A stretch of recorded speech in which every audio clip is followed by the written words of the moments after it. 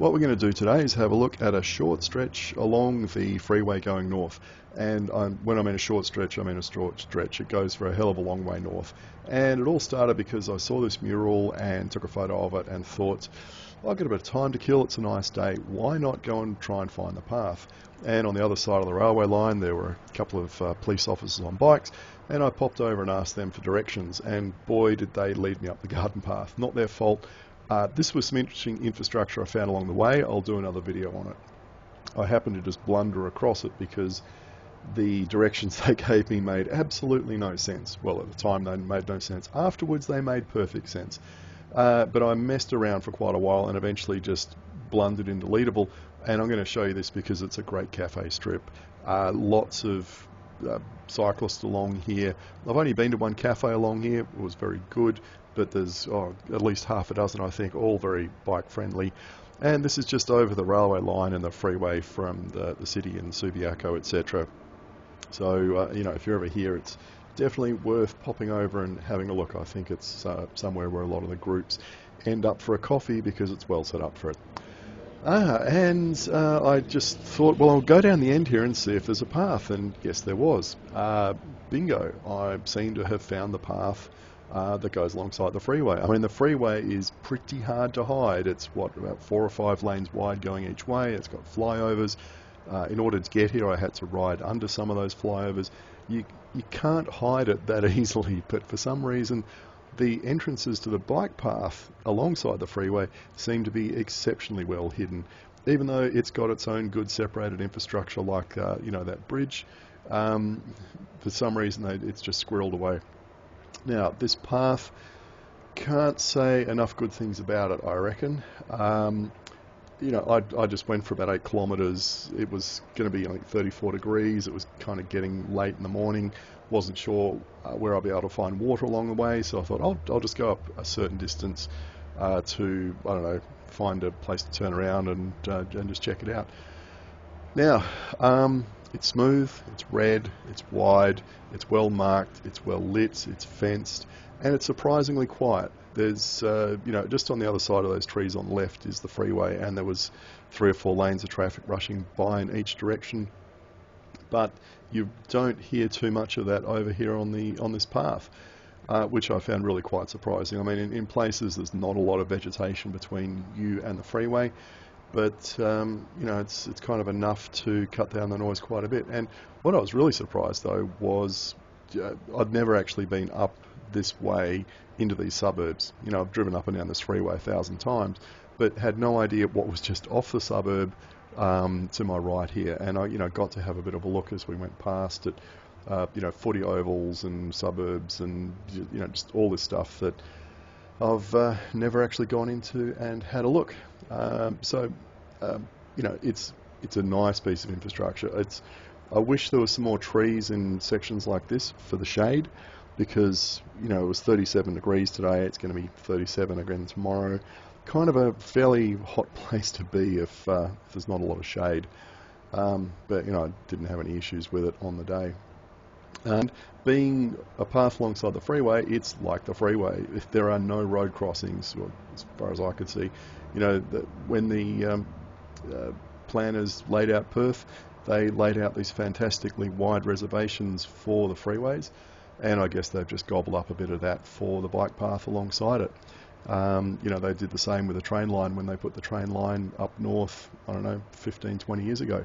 You know, took some space, I think, that was probably allocated at the time for more freeway lanes. Now, look over here on the right of that double white line. There's a black lane or line there, lane. That's the pedestrian lane. So it's fully separated. And when we come to intersections, they've designed it like freeway on-ramps for both pedestrians and cyclists. It's just out of this world in terms of the level of thought that they've put into these new sections. Back down towards the city, where I guess it's older infrastructure, you know, you could see there was just old kind of shared paths. But here, I mean, look at the width of this. You know, it's just amazing. And to have a separated pedestrian path over there on the right, it's, you know, it's coloured black. There's the double white line separator. There's blobs along it as well. I don't know what they are. And, you know, you just couldn't get confused. But like I said, the missing thing here is shade. Hey, put some trees along here, I don't know. I guess if they really wanted to go all out, they could probably cover it. Now, this is what I was talking about. See the intersection there on the right, where you merge in coming down the hill, just like a freeway, absolutely deluxe.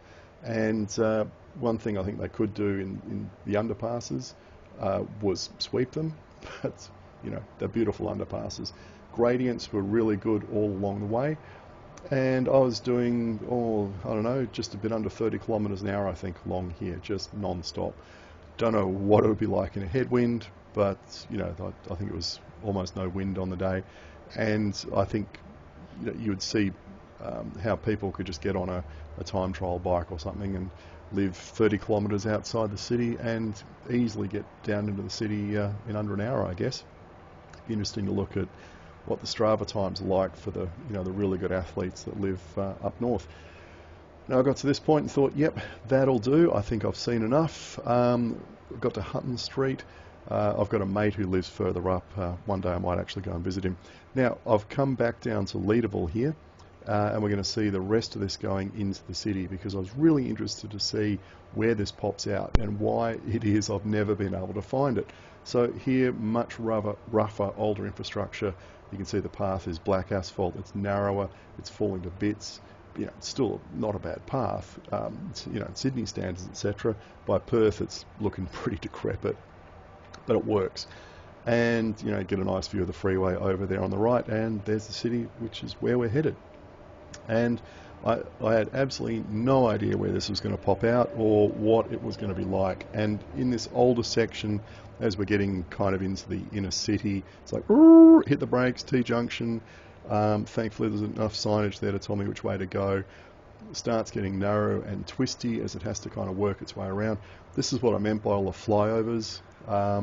It's pretty hard to hide a freeway when you've got stuff like that.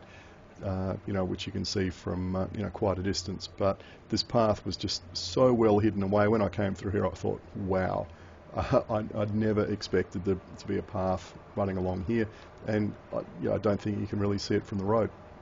And I think it's about to end. And the police said to me, go and find St. Bridget's Church, and that's the church on the right. And yes, they were right. Found the church, filled up my water bottle because there was a thing here, and then watched the cyclist, and I thought, okay, why is it I've never been able to find this?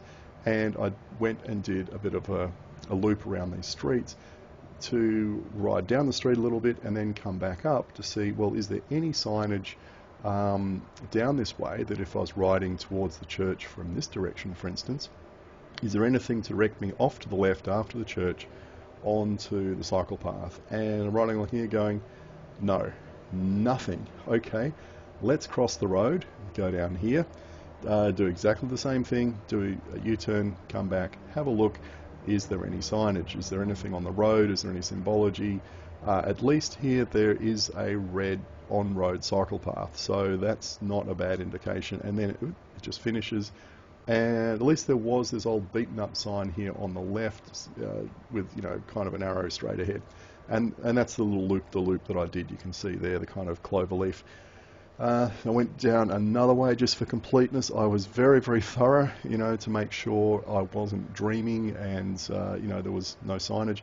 Thought that was an absolutely abysmal way to come from down this way. It was a pretty busy street. Wouldn't want to do this. Rode up here, looking everywhere to see, was there any signage from this direction? Nada.